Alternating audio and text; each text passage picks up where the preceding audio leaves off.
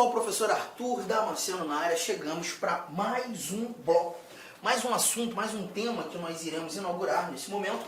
Agora nós conversaremos sobre os chamados direitos políticos, assunto que nós encontramos na nossa Constituição, do artigo 14 ao artigo 17, conforme a nossa apresentação aqui, né? Vamos lá, vamos matar aqui de imediato o que o caput do artigo 14 nos apresenta, deflagrando esse assunto direitos políticos. O que temos? A soberania popular será exercida pelo sufrágio universal e pelo voto direto e secreto, com valor igual para todos e nos termos da lei mediante plebiscito, referendo e a iniciativa popular. Bom, a gente já percebe que na abertura desse nosso artigo 14, desse assunto de direitos políticos, nós temos uma informação que já conversamos um pouco sobre lá atrás, lá nos princípios fundamentais do artigo 1º ao artigo 4º da Constituição, quando tratando dos fundamentos da República Federativa do Brasil, tratando da soberania como primeiro fundamento, né? E o parágrafo único daquele mesmo artigo 1º, ele diz que todo poder emana do povo, que o exerce por meio de seus representantes eleitos ou diretamente nos termos desta Constituição. E aqui a gente verifica essa ideia desse poder sendo emanado pelo povo, por nós, entendendo aqui a soberania popular como prisma, como valor principal dessa abertura dos direitos políticos. A soberania popular será exercida pelo sufrágio universal. O sufrágio é justamente a ideia da eleição, né? Ou melhor, do formato que nós temos para a escolha dos representantes e gestores por meio das eleições. O sufrágio nada mais é do que essa capacidade que nós temos de participar da estruturação da vida política do Estado. De novo, o sufrágio nada mais é que essa capacidade que temos de participar da estruturação da vida política do nosso Estado. Então, nós participamos votando e sendo votado, né? Então, a gente verifica claramente aqui essa capacidade que temos de determinar o destino da nação, escolhendo aqueles que estarão emanando o nosso poder de maneira indireta. Esse sufrágio, conforme dispõe a leitura do artigo 14, ele é universal, pois todos os que participam apresentarão voto de valor igual, né? E o voto direto secreto, a gente está verificando aqui a capacidade que temos de escolher diretamente, de emanar o nosso poder diretamente, mas ainda temos, nesse mesmo artigo 14, 3 outros instrumentos aqui apresentados, além do voto, que também deflagram essa capacidade que temos de emanar o nosso poder de maneira direta. É o que a gente chama de democracia participativa. O plebiscito, o referendo e a iniciativa popular. É muito importante que saibamos diferenciar esses 3 elementos. É muito importante que saibamos perceber o que é plebiscito, o que é referendo, quando esses 2 instrumentos acontecem e, por fim, o que seria a iniciativa popular, que tipo de participação é essa que temos a capacidade de ali estar, né, por meio dessa iniciativa. Vamos lá, a gente trabalha isso aqui agora, estou jogando aqui a nossa tela em branco, e já começo te mostrando o Congresso Nacional, o desenho do nosso Congresso Nacional, e vai mostrar para a gente a formação do ato. Tá? Eu estou colocando Congresso, gente, mas justamente para tratar do plebiscito, melhor, para tratar do referendo, desse lado, para tratar do plebiscito, deste outro lado, e entender que tanto o referendo quanto o plebiscito são participações populares. Participações populares. O detalhe é que quando nós verificamos a participação popular em sede de plebiscito, a participação popular em sede de referendo, nós teremos uma participação ou participações populares que acontecerão em momentos distintos. O plebiscito, ele acontece sempre antes da formação do ato, por isso entender ser uma participação popular prévia à criação daquele ato normativo. Já o referendo, uma participação popular posterior à formação do ato. Arthur, o que significa isso? Significa que muitas vezes, quando o nosso Congresso Nacional busca criar um ato normativo, alterar legislação, alterar a própria Constituição, criar lei nova, nós seremos consultados. E quando você é consultado antes da formação desse ato, nós teremos o plebiscito. Vou te dar um exemplo. No dia 21 de abril de 1993, provavelmente alguns de vocês lembram disso, o eleitorado nacional participou de um plebiscito. Nesse plebiscito nós tivemos a oportunidade de manter o Brasil em sua forma de governo como uma república. Nós tivemos a oportunidade de mudar para a monarquia. Da mesma maneira, naquele mesmo plebiscito, nós também fomos consultados em manter o Brasil em seu sistema de governo como presidencialista, mas poderíamos ter alterado para um parlamentarismo. Esse plebiscito aconteceu. Perceba, a sua Constituição de 1988, ela traduz o Brasil como republicano, ela traz os instrumentos de um presidencialismo, mas se porventura, naquele plebiscito de 1993, nós tivéssemos alterado, não, o Brasil, a gente não quer mais república não, a gente quer uma monarquia. Nós não queremos mais o gestor sendo presidente, ou o chefe de Estado sendo presidente, não sei como será conjugado, nós desejamos ter um rei aqui no Brasil. Trocamos a república para a monarquia. Certamente a sua Constituição teria sido alterada. A Constituição hoje, se porventura a nossa resposta tivesse sido sim a essa alteração, a sua Constituição traria informações sobre o rei. Se porventura trocássemos o presidencialismo para o parlamentarismo, nós teríamos recomendações sobre o nosso parlamentarismo ou o nosso parlamento. Então tudo isso iria acontecer se a nossa resposta tivesse sido sim às alterações. Essas alterações não aconteceram. A Constituição não foi alterada por meio de emenda constitucional. Por quê, Arthur? Porque a nossa resposta foi não. Então, quando a gente participa de um plebiscito, nós temos aqui uma participação popular prévia. A criação de lei, a criação de emenda, a alteração da legislação. A sua fala, o seu sim, o seu não, a sua resposta, acaba sendo determinante para que tudo isso ocorra. Já no referendo, não. O referendo ele acontece depois da formação do ato. Então, significa que o Congresso Nacional, nosso poder público, já criou a lei, já alterou a Constituição, mas essas alterações, essas criações, elas precisam ser ratificadas pelo eleitorado. Então, o Congresso já fez a parte dele, mas de novo, gente, isso pode acontecer em âmbito estadual, isso pode acontecer em âmbito municipal. Podemos ter um referendo, um plebiscito num estado apenas, um referendo, um plebiscito num município apenas. Mas aqui eu estou trazendo no meu exemplo o Congresso. O Congresso cria a lei, altera a Constituição, faz aquilo que tem a pretensão de fazer, cria o ato. E nós participamos em momento posterior para justamente ratificar essa criação. A vigência dessa lei, dessas regras novas que surgiram, elas vão depender do nosso crivo. E nisso a gente percebe claramente uma emanação direta de poder. Direta de poder tanto no plebiscito, direta de poder quanto no referendo. É importante lembrar que a nossa Constituição, ela traz sim alguns momentos em que o plebiscito ele precisa acontecer. Nós veremos isso inclusive quando estudando a organização do Estado, as competências das unidades da Federação, a estrutura político-administrativa da República Federativa do Brasil. Mas em regra geral, e aqui nesse momento é só para te mostrar o que é plebiscito, o que é referendo, em regra geral, o que temos é o Congresso Nacional, o Poder Legislativo, convocando o eleitorado para a participação do plebiscito, para a participação do referendo. Legal, tudo bem. Bom, avançando, nós também precisamos tratar da iniciativa popular. A iniciativa popular também foi citada. E quando, levando em consideração a iniciativa popular, aqui nós estamos tratando da capacidade que você tem, que eu tenho, de apresentarmos projetos de lei ao Poder Legislativo respectivo. Nossos projetos de lei podem sim se tornar leis, porém, algumas regrinhas precisam ser cumpridas para que possamos iniciar o processo legislativo.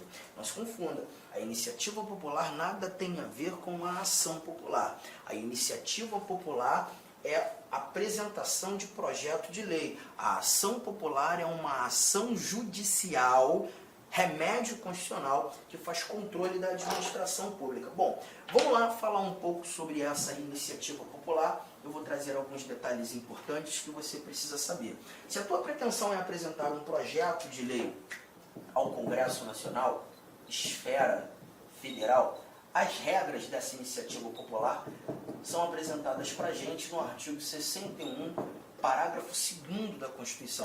E mais, A apresentação ela deve ocorrer na Câmara dos Deputados, porque você sabe muito bem que o nosso Congresso Nacional ele é composto de Câmara e Senado, mas você tem o endereço certo. Você conduz o seu projeto, protocoliza o seu projeto no Congresso, na Câmara dos Deputados. Câmara. Mas você só vai poder fazer isso depois de ter certeza que você reuniu 1% de assinaturas, 1% de assinaturas do eleitorado nacional. Se hoje giramos em torno de 150 milhões de eleitores, você já percebeu então que essa regra vai te exigir reunir, subscrever seu projeto com pelo menos 1,5 milhão de assinaturas. É coisa pra caramba. Se fosse só isso já seria difícil. Mas não é só isso não. Você vai ter que distribuir esse quantitativo de assinaturas por pelo menos 5 estados. E em cada um desses estados você vai ter que atender 0,3% de assinaturas de cada eleitorado estadual, que você escolheu distribuir. Por exemplo, se você buscou distribuir assinaturas no Mato Grosso do Sul, Goiás, Tocantins e Amazonas, você vai ter que levar em consideração o eleitorado de cada um desses 5 estados e atender pelo menos 0,3% do eleitorado de cada um desses 5 estados. Somente assim você garante legitimidade para apresentar seu projeto de lei lá no Congresso, precisamente na Câmara dos Deputados, tá? E aí o processo legislativo vai acontecer naturalmente. Os deputados vão deliberar, aprovar o projeto, mandam para o Senado também vai deliberar, alterações podem acontecer, teu projeto pode ser rejeitado, tá? Então é o que temos aqui, apenas a apresentação do projeto. Ah, mas eu não estou querendo levar projeto de lei para o Congresso, não. O projeto de lei que eu preparei trata de um assunto de competência estadual. Então eu gostaria de levar para a Assembleia Legislativa do meu estado. Não, o assunto é de competência municipal. Eu gostaria de protocolizar o meu projeto na Câmara Municipal, na Câmara dos Vereadores do meu município. Posso? Você pode também. Pode também. Só que, fique esperto, a Constituição Federal, deixa eu começar com esse dado aqui, ó. A Constituição Federal, quando tratando da iniciativa popular na esfera municipal, aquela casa legislativa que está próxima de você, o artigo 29, inciso 13, ele nos apresenta que você precisa reunir 5% de assinaturas do eleitorado municipal, do eleitorado do seu município, né? Então, é possível sim, a porcentagem é outra, mas o mundo também é diferente, né? Porque você só leva em consideração os eleitores registrados, um alistamento eleitoral no seu município. Tudo bem? Estado, Arthur, também tem? Tem, mas aí, quando você fala da esfera estadual, você vai ter que levar em consideração um detalhe que a Constituição te apresenta no artigo 27, parágrafo 4º.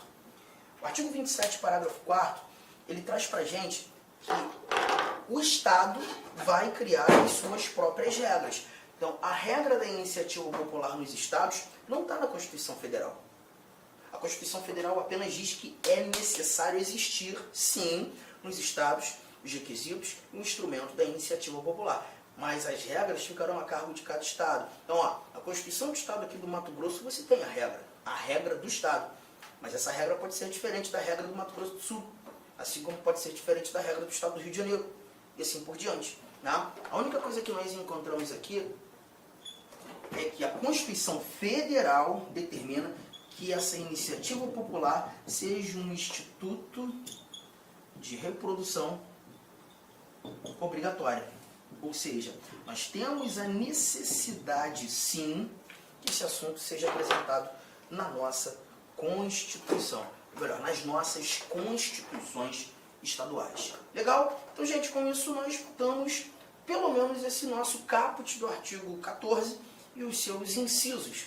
E aí agora a gente já começa a conversar mais um pouco sobre os nossos direitos políticos. Bom, quando você fala de direitos políticos, a ideia do sufrágio, que é a ideia da participação popular na estruturação da vida política do seu Estado, O sufrágio, ele vai depender do indivíduo alcançar, atender as capacidades que estão inseridas no âmbito dos direitos políticos. A capacidade ativa e a capacidade passiva. A capacidade ativa está aqui na nossa tela. Capacidade ativa. E quando você fala de capacidade ativa, você fala apenas do poder votar. Do poder votar. Perceberemos que nem todo indivíduo é habilitado para exercer o voto.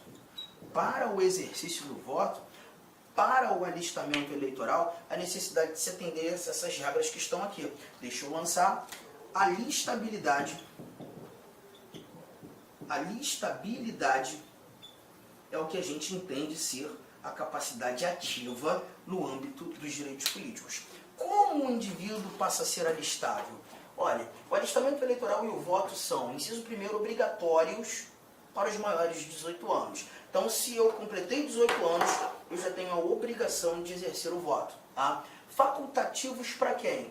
Analfabetos. O analfabeto, ele vai ter sempre o exercício facultativo do voto, independentemente da idade que ele tenha. Fez 18, 25, 35, 45, enquanto se mostrar analfabeto, ele está na faculdade.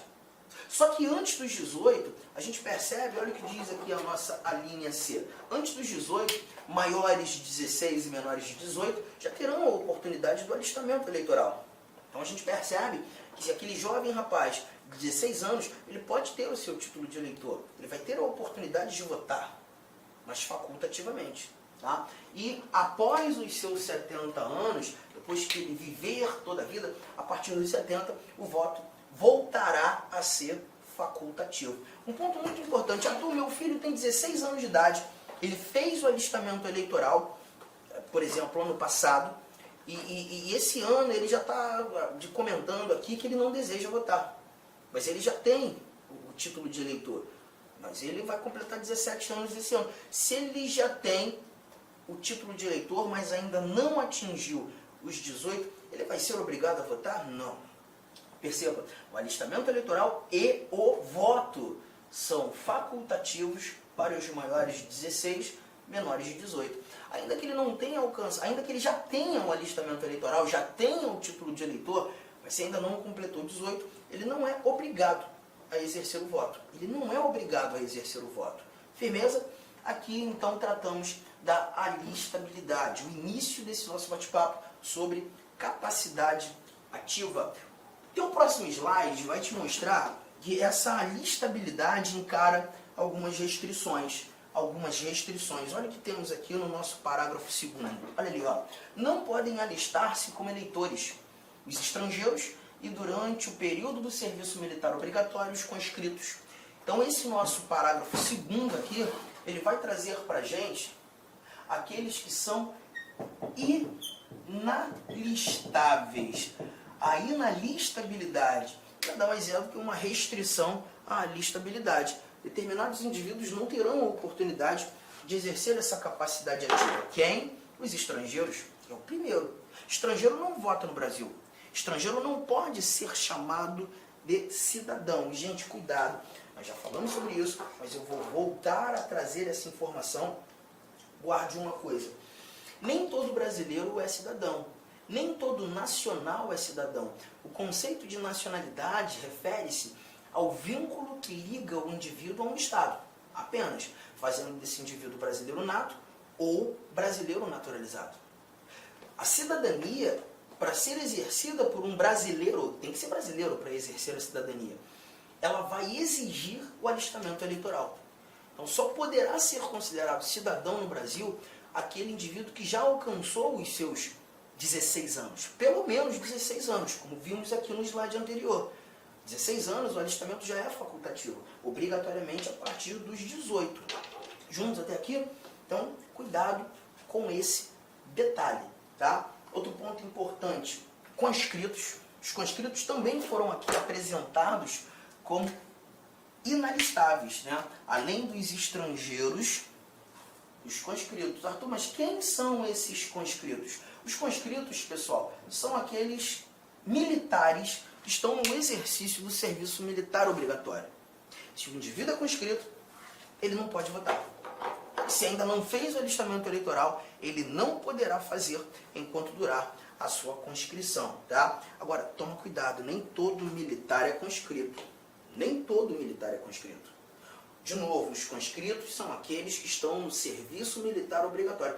Em sala de aula, muitas vezes me perguntam, Arthur, essa conscrição ela dura quanto tempo? A minha resposta é, a conscrição ela vai durar o tempo da obrigatoriedade. A partir do momento que o serviço militar deixa de ser obrigatório, ele deixa de ser considerado conscrito e já terá a oportunidade de exercer o voto, tá? Então, nem todo militar é conscrito.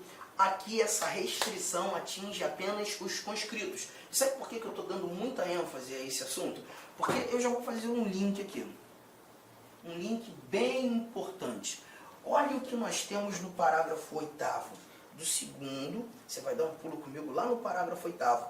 O parágrafo 8º, ele traz pra gente informações sobre militares. Ele diz assim, ó, o militar alistável é elegível, atendidas as seguintes condições. A primeira delas, se esse militar contar menos de 10 anos de serviço, ele deverá afastar-se da atividade. Se contar menos de 10 anos. Então sabe aquele teu amigo que é cabo da aeronáutica, ele tem 8 anos de serviço, 8 anos de carreira militar, mas quer porque quer ser prefeito lá do município que vocês moram, né? É importante que você fale para ele, meu amigo, ó, se eu fosse você, eu examinaria lá o artigo 14, parágrafo 8º da Constituição, e trata justamente de militares que estão na sua condição, aqueles que contam com menos de 10 anos. Menos de 10 anos. Se ele conta menos de 10 anos, a Constituição determina que ele deverá afastar-se da atividade. E é muito importante lembrarmos que o afastar-se da atividade não é pedir uma licença, não. É pedir a baixa. Ele vai ter que deixar de ser militar. Que isso, Arthur? Perfeitamente. Mas aí vamos lá. Ele abre mão da carreira, deixa de ser militar, faz sua filiação partidária, concorre ao cargo eletivo, chegando lá nas eleições ele não vence. E aí, como é que fica? E aí, como é que fica que ele vai ter que entrar aqui, né, em contato com a LAC Concursos e buscar uma nova preparação, uma melhor preparação, mas eu tenho absoluta certeza que se ele comprar os nossos cursos, ele vai ser aprovado muito rapidamente em outro concurso, porque no militarismo, pelo menos o cargo que exercia antes de pedir baixa, ele não volta não, pelo menos automaticamente não volta não. Fechou? Pois é um risco, né? Então não é jogo, Arthur, ele tentar cargo eletivo se ele conta com menos de 10 anos. Eu também acho que não. Seria melhor ele esperar para atender o segundo inciso aqui, ó. Se contar mais de 10 anos de serviço, ele será agregado pela autoridade superior. Então perceba, ele será agregado pela autoridade superior. Quando a gente fala do ser agregado pela autoridade superior, ser agregado pela autoridade superior, nós estamos falando agora sim de uma licença. Ele tem ali a sua licença, será agregado pela autoridade superior e se eleito, se ele for eleito, deixa eu trazer aqui, vitorioso, será ou passará automaticamente no ato da diplomação para a inatividade. Se ele for eleito, no ato da diplomação, ele se torna um militar inativo. No ato da diplomação, ele se torna um militar inativo. Arthur, isso é a reserva remunerada? Perfeitamente. Ele vai para a reserva remunerada, né? Agora, cuidado. Se ele encara a licença, agregado pela autoridade superior, e não é eleito, ele não deixou a ativa. Ele continua sendo um militar da ativa. Ele volta a exercer as suas atribuições. Ele não pediu baixa.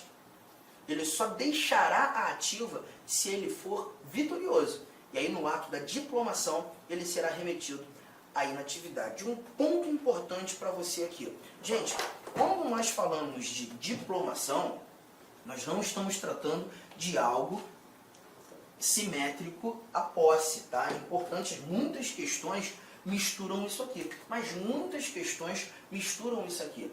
A ideia da eleição acontecendo naquele mês de outubro. Após a eleição, nós teremos o ato da diplomação. Ele será diplomado. E em momento posterior à diplomação, ele toma posse. Nós sabemos que a posse acontece no ano seguinte ao que a eleição ocorreu. Mas a diplomação ela acontece dias após as eleições. Em regra geral, a diplomação acontece na segunda quinzena do mês de novembro. Tá? A eleição acontece no mês de outubro e a diplomação acontecerá no mês de novembro. E é justamente nesse momento, no mês de novembro, que esse indivíduo será remetido à inatividade. Legal? Não é posse, é diplomação. Cuidado, porque tem muita questão que mistura isso, tá? E olha, a diplomação ela não é citada apenas aqui. A diplomação ela não é citada apenas aqui. A diplomação também vai ser citada em outros momentos. Vamos lá, vamos matar logo isso também. Parágrafo 10. Parágrafo 10 traz o seguinte, prestem bastante atenção nesse nosso parágrafo 10. Ele diz que o mandato eletivo poderá ser impugnado ante a Justiça Eleitoral no prazo de 15 dias, contados da diplomação. Contados da diplomação. Com provas de abuso de poder econômico, corrupção ou fraude. Aqui a gente está falando da chamada ação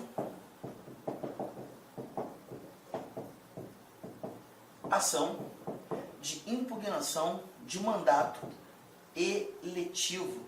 Ação de impugnação de mandato eletivo. Arthur, diplomação é um momento determinante. Sim, olha aqui, ó, eu havia apagado, mas eu preciso trazer novamente. Eleição, diplomação e posse. Perceba, o camarada foi eleito, dias depois ele será diplomado, mas a partir dessa diplomação, contaremos um prazo de 15 dias, onde a Justiça Eleitoral poderá ser provocada uma tal da ação de impugnação de mandato eletivo. E aí o autor dessa ação, ele vai precisar mostrar ao judiciário, à Justiça Eleitoral, que aquele vitorioso agiu com abuso de poder econômico, corrupção, fraude. E é isso que vai determinar efetivamente que ele perca o seu cargo, o seu mandato seja impugnado, né? Então cuidado que aqui a gente tem essa informação. Legal? Agora, o parágrafo 11, eu queria que você guardasse já isso aqui, tá? Já guarda isso aqui. E o parágrafo 11, ele traz pra gente o seguinte, ó, a ação de impugnação de mandato eletivo tramitará em segredo de justiça, respondendo o autor na forma da lei, se temerária ou de manifesta má-fé. Então a gente já sabe, os 15 dias, Justiça Eleitoral, essa ação precisa carregar provas de abuso, de poder econômico, econômico, corrupção ou fraude.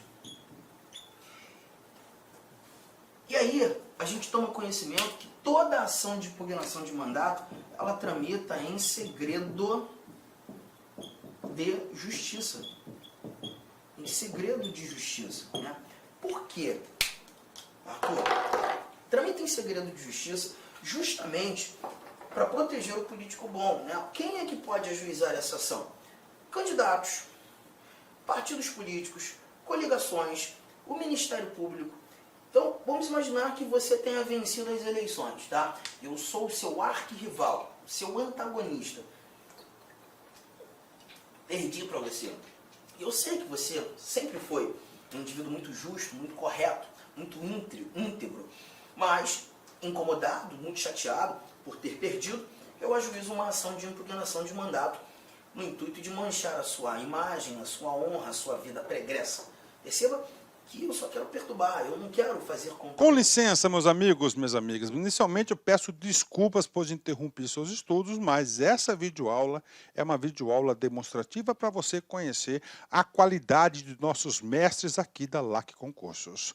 Eu sou o professor LAC, especialista em concursos públicos, que somente em 2022 eu já fui aprovado em 7 concursos públicos. É isso mesmo, em 2022 sou especialista em concurso público e eu estou aqui para te ajudar nessa caminhada do concurso da Polícia Militar do Estado da Bahia e também do Corpo de Bombeiros Militar. Gente, olha só, qual que é o diferencial da LAC Concurso? Primeiro, tá, o nosso diferencial primeiro, preste atenção, tá? Primeiro, nós temos uma ferramenta pedagógica chamada Personal Coach. Personal significa pessoal, coach significa treinador. Então aqui você tem um treinador pessoal de concursos. Essa metodologia ela é baseada em técnicas de administração e ferramentas de administração, mais precisamente administração por resultados. Ou seja, todo dia você tem uma meta de estudos, é isso mesmo. Todo dia você tem uma meta de estudos. Papo sério, se você se matricular, se você cumprir as nossas orientações pedagógicas, se você assistir às nossas videoaulas, ou essas videoaulas da internet e muito mais lá no nosso site, claro, completas, eu tenho certeza que você ficará competitivo e você terá reais chances de aprovação. Em 2019, nós tivemos também um concurso aí da PM da Bahia, na qual a gente teve aí dezenas de alunos aprovados. Inclusive, nós fizemos aí uma playlist no YouTube super vencedora, né? Super vencedora para a galera, né? Professor, quanto custa? Olha só, preço promocional. Apenas 10 parcelas de R$ 25,00. Curso completaço, super atualizado, item a item do digital, acesso imediato com foco na banca da FCC. Então venha estudar conosco aqui na LAC Concurso.